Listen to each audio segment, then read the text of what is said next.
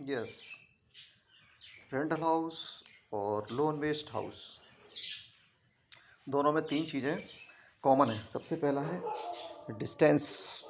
दूसरा है स्पेस, तीसरा है लोकेशन। तीनों पॉइंट्स का मतलब ये है कि आप रेंटल हाउस लें या लोन से ओन हाउस लें, इन दोनों को इन दोनों को परचेस करने के डिसीजन में इन तीनों चीज़ों का विशेष इम्पोर्टेंस है। ये मैंने बहुत सारे रिव्यूज़ देखे हैं, उसके बाद ही मैंने ये फाइंड आउट किया है कि वाकई में ये तीनों चीज़ें जो है बहुत इम्पोर्टेंट है,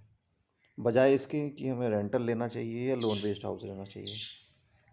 क्योंकि सबसे पहली चीज़ है, जैसे हम पहले टॉपिक देखें डिस्टेंस, तो डिस्टेंस का मतलब ये है कि आपका जो भी वर्किंग स्पेस है, आपका ऑफिस है या शॉप है या जो भी आपका इनकम का सोर्स ऑफ स्टेशन है, जहाँ पे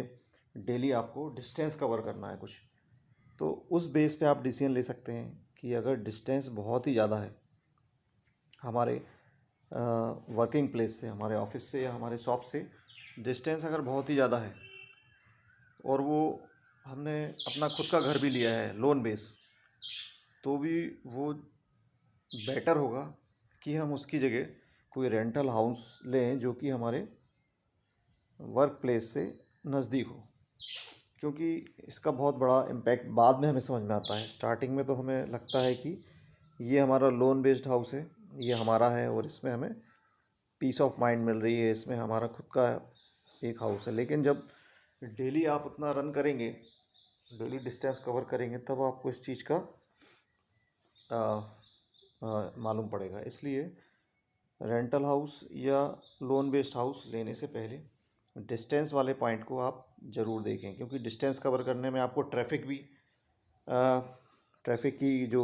कंडीशंस हैं उनको भी देखना पड़ेगा, उनके रिस्क भी कवर करना पड़ेंगे। और दूसरा जो बजट है आपका, पेट्रोलिंग है, व्हीकल्स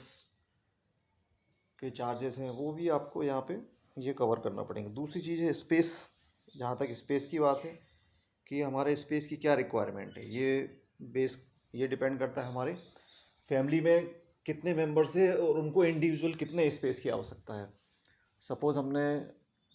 कोई ओन हाउस परचेज़ कर लिया, अपना लोन बेस्ड हाउस, और वो बहुत ही छोटा है, उसका स्पेस बहुत ही कम है,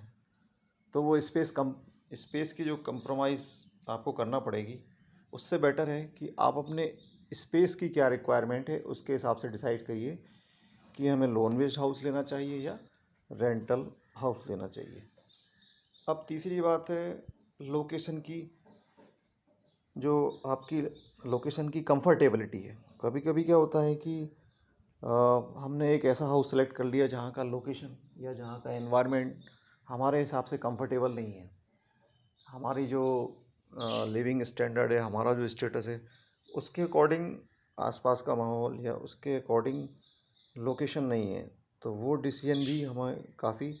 बाद में फाइनेंशियली लॉस हमें महसूस होता है। इसलिए इन तीनों चीज़ों को ज़रूर हमें देखना चाहिए।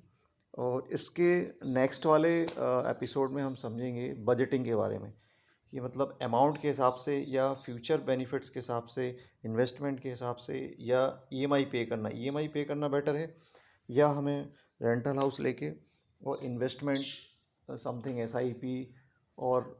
अदर एसेट्स इन्वेस्टमेंट, उन दोनों में से कौन सा बेटर ऑप्शन रहेगा, वो हम नेक्स्ट वाले में डिस्कस करने वाले हैं।